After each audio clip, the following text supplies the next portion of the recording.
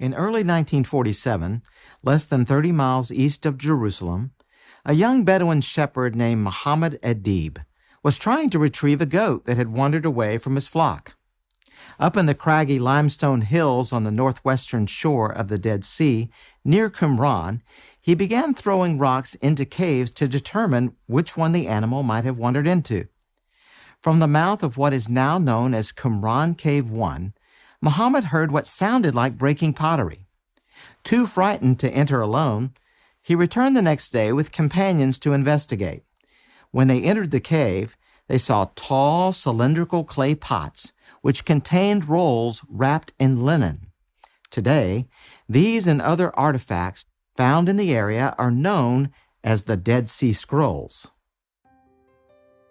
We'll examine the Dead Sea Scrolls by looking at 4 related topics, starting with the scrolls themselves.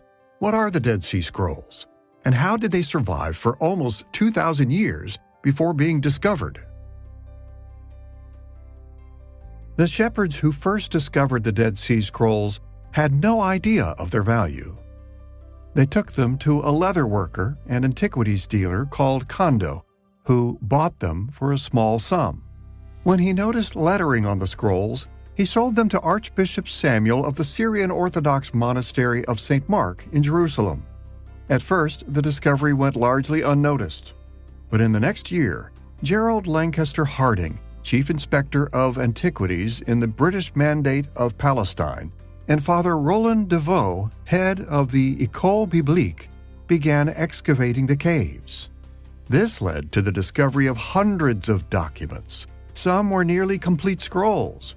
Many others were just fragments of documents, and some fragments were so small that it was impossible to identify them with any specific document. For almost 1900 years, the scrolls at Qumran had remained undisturbed. But why were they there in the first place? Well, although no one knows for sure, the available evidence seems to suggest that during the war against the Jewish people in Judea and Galilee between AD 66 and 73, either the Romans destroyed the community that kept the scrolls, or the community abandoned their location. But at some point before disappearing, they put the scrolls into clay jars and stored them in caves, leaving them to be found almost 2,000 years later. What we know what happened to the community of the Dead Sea Scrolls is a little bit of a mystery. We know the site was destroyed by the Romans, but what happened to the people is unknown. There's a good chance that some of them made their way down to Masada, because some of the texts found in the excavations in Masada are only known also at the excavations at Qumran. So there could have been a group that fled Qumran when the Romans were coming, joined up with the rebels down at Masada, and they all ultimately met their demise there. So how did these artifacts survive so long in such a relatively stable level of preservation? Well, many of the things that destroy parchment, papyrus, and leather, mold, rats, direct water damage, depend on an abundance of moisture.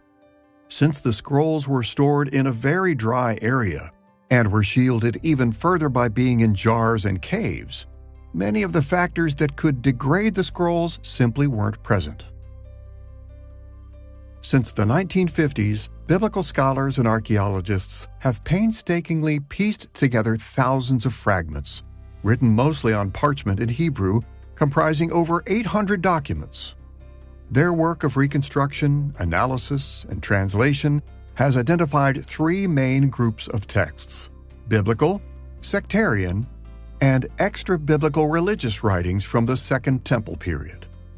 Biblical texts comprise approximately 40% of the Dead Sea Scrolls. These texts are by far the earliest manuscripts of the Hebrew Bible known to exist. Carbon and paleographic dating suggest that the scrolls were created from the 3rd century BC to the 1st century AD.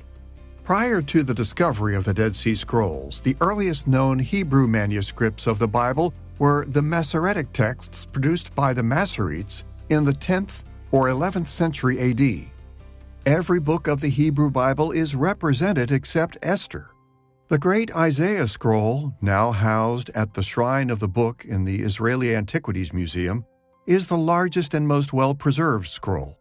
It contains all 66 chapters of Isaiah. Sectarian texts account for about 30% of the findings. These are texts particular to the community at Qumran. Texts like The Rule of the Community, found in Cave 1, are extremely valuable to archaeologists and scholars. They detail the governance, worship, and biblical interpretation practices of the community that left the Dead Sea Scrolls. Extra-biblical religious writings make up the remaining 30% of the documents found. These include commentaries on biblical books, retellings of biblical stories, and additional psalms and prayers which were probably used by the community in their corporate worship. A small group of these manuscripts may not have been produced at Qumran, but rather visitors to the community or others who came from outside to join the sect may have brought them. For example, the Psalms of the Sabbath Sacrifice are a series of 13 songs, each for a separate Sabbath celebration.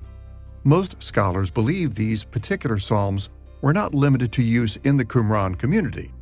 There have been copies found elsewhere, and the language is somewhat different than the language in the sectarian texts. The Dead Sea Scrolls has been one of the greatest discoveries of modern times.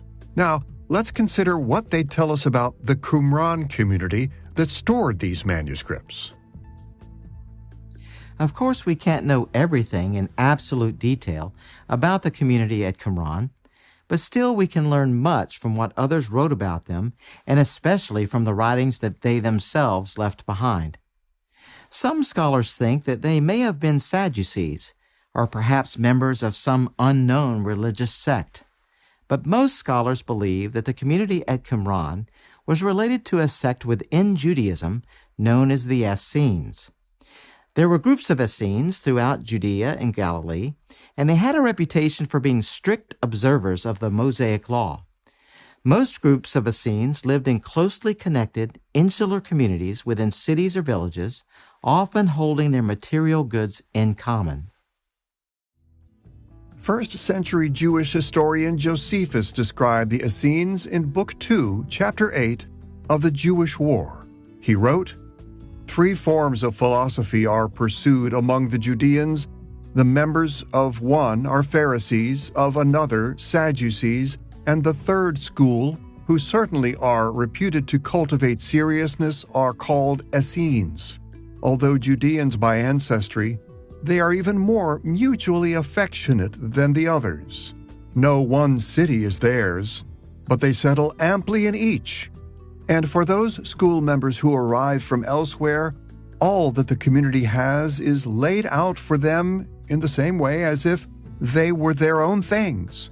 And they go in and stay with those they have never even seen before, as if they were the most intimate friends." The term Essenes was actually originally a pejorative designation of a number of Jewish sects and groups of people as early as the 2nd century before Christ and at least as late as the 2nd Christian century. Now, most scholars rightly believe that the term was applied to the Qumran community at the Dead Sea. The isolated Jewish communities at Qumran considered themselves to be the true remnant of Israel, who were faithful to God's covenant.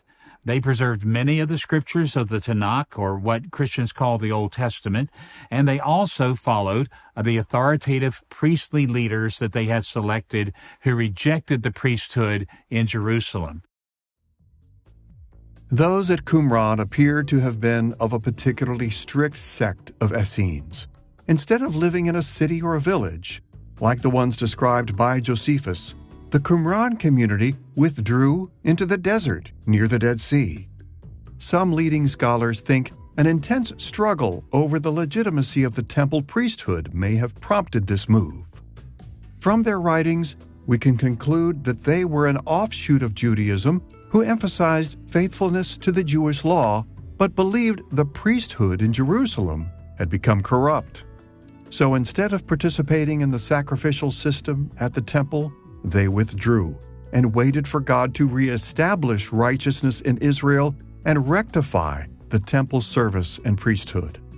we can infer from their documents, especially the Damascus document, that the community initially coalesced around a leader referred to as the Teacher of Righteousness. This teacher established what the community believed regarding the proper method of interpreting the Scriptures, and particularly regarding the right way of living and worshiping together according to the law of Moses. One priestly figure, whom they called the Teacher of Righteousness, insisted on strictly regulated ritual purity in preparation for a final cataclysmic battle between the forces of darkness and the forces of light, and that this battle would bring about the spread of the kingdom of God throughout the entire earth. Some of the extra-biblical texts, like the commentary on Habakkuk, extol the teacher as one to whom God made known all the mysteries of the words of his servants, the prophets. But not every governing document found at Qumran mentions the Teacher of Righteousness. For instance, the Rule of the Community says nothing about this leader. Some scholars believe that the Rule of the Community and the Damascus document must have been produced by different groups, but their similarities outweigh their differences.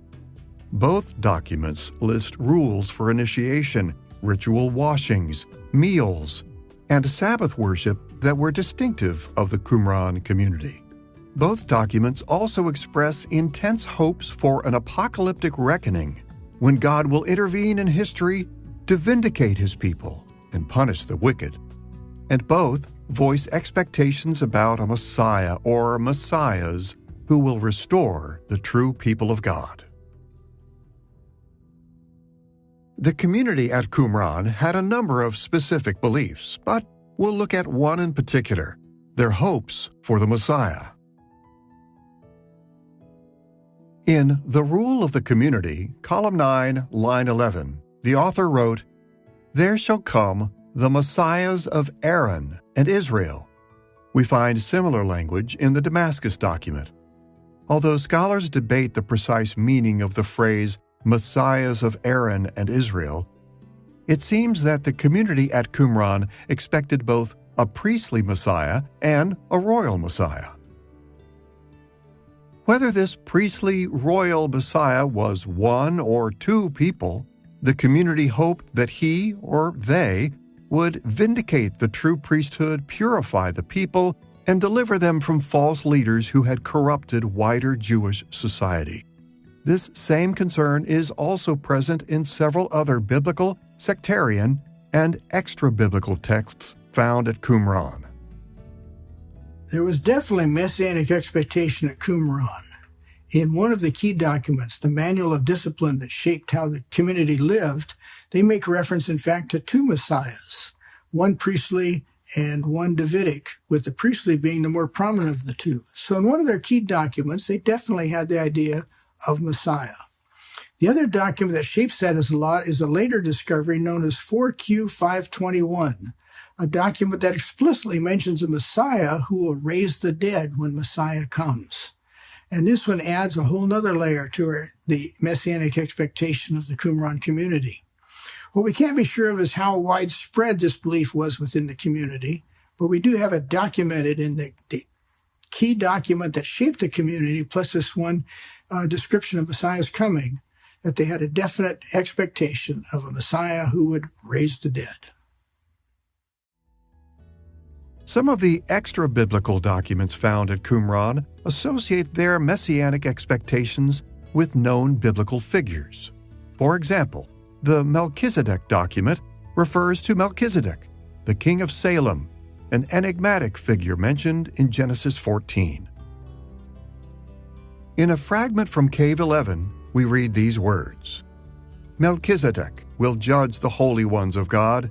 This is the day of salvation concerning which God spoke through the prophet Isaiah. How beautiful upon the mountains are the feet of him who brings good news, who says to Zion, your Elohim reigns. Zion is those who uphold the covenant, who turn from walking in the ways of the people. And your Elohim is Melchizedek, who will save them. Elohim is one of God's names, but it also can be used to refer to divine or supernatural beings in general. So this fragment describes Melchizedek as a quasi-divine or angelic figure who will bring the day of salvation promised in Isaiah chapter 52, verse 7. The full text of the Melchizedek document quotes many parts of Scripture. And this interweaving of biblical texts and the focus on the final day of salvation were important features of biblical interpretation at Qumran. Interestingly, these same features existed in contemporaneous Christian communities. But Christian communities believe that all the messianic hints and hopes that are described in the Hebrew Bible were fulfilled in Jesus of Nazareth.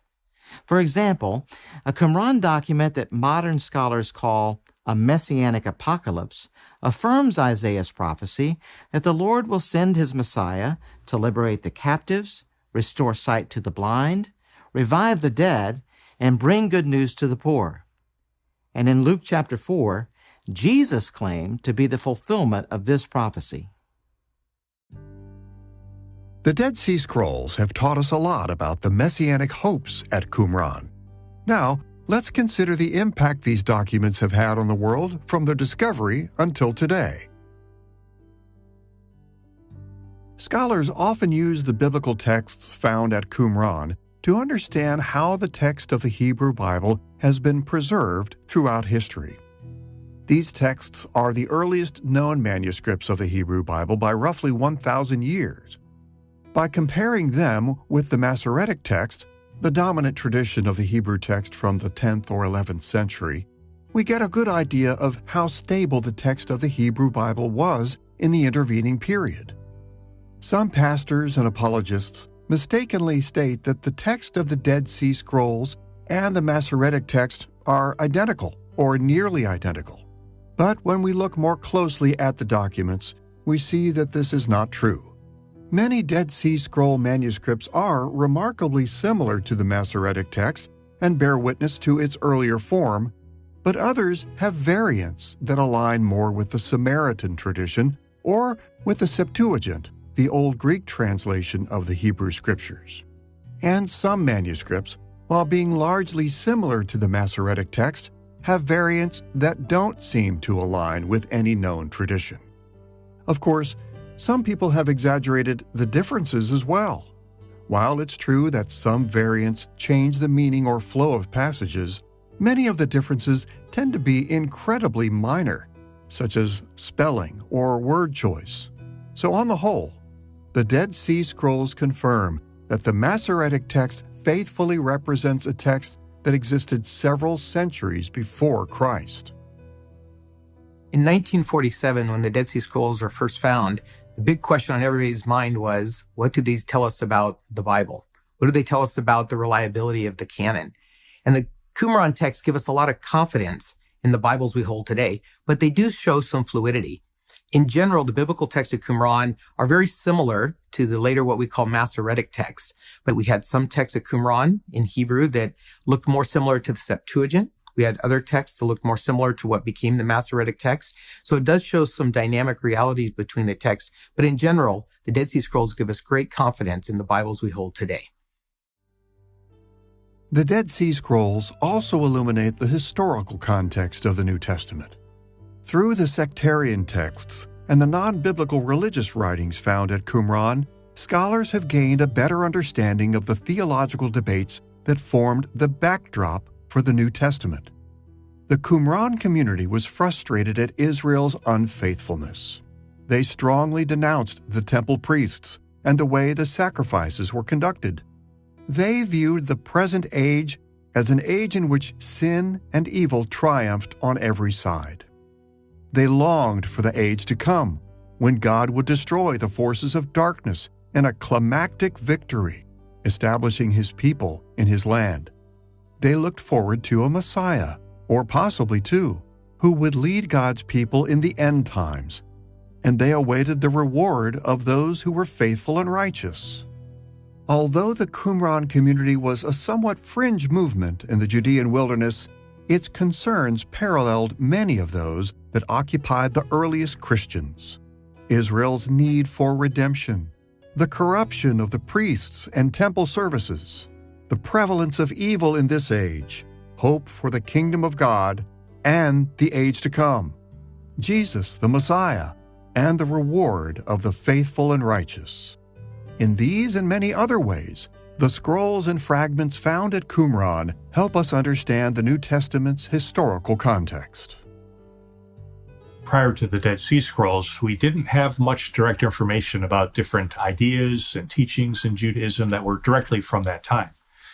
So they gave us a lot of background information on what were the topics of conversation, what were some of the controversies, what were people thinking about different ideas, how were they interpreting the Hebrew Bible. So, for example, in the Gospels, of course, there's a lot of discussion with Jesus and the Pharisees about Sabbath laws. What can you do and not do on the Sabbath? And sure enough, in the Qumran documents, we see a lot of discussion about Sabbath laws. What can you do? What can you not do? How do you fulfill them? What's appropriate? What's not? So it helped us to see that these are not just idiosyncratic questions, but they come from a context, and they're answered within that context. Another example is of course, the messianic expectations, but also, maybe more specifically, which passages from the Hebrew Bible tended to be more prominent in those discussions. So you actually see some similarity between the passages used in the Gospels and the passages used at Qumran. For example, Isaiah 61, right? The Spirit of the Lord is upon me, He has anointed me, right? Same passage quoted in a messianic context in the Dead Sea Scrolls. So it gives us sometimes very specific links to help us see how people were thinking about these topics in the Gospels. Based on similarities between the Qumran community and the early church, it might be tempting to think that there was a relationship between the two groups. But the Qumran community was not a Christian community. The Dead Sea Scrolls make no reference to Christianity, and none of the scrolls contain any portions of the New Testament. Similarly, the scrolls never mention Jesus or John the Baptist or any other New Testament figure.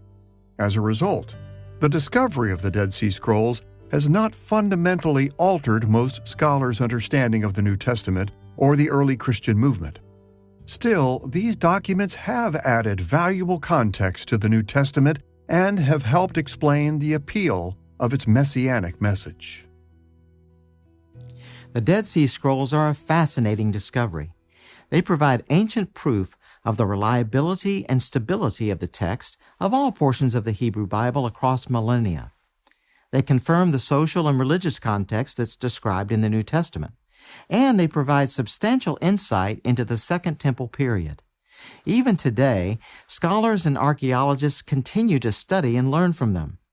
And for many people of faith, they provide strong evidence of the historicity of the Bible, making them the most encouraging archaeological find of the past century.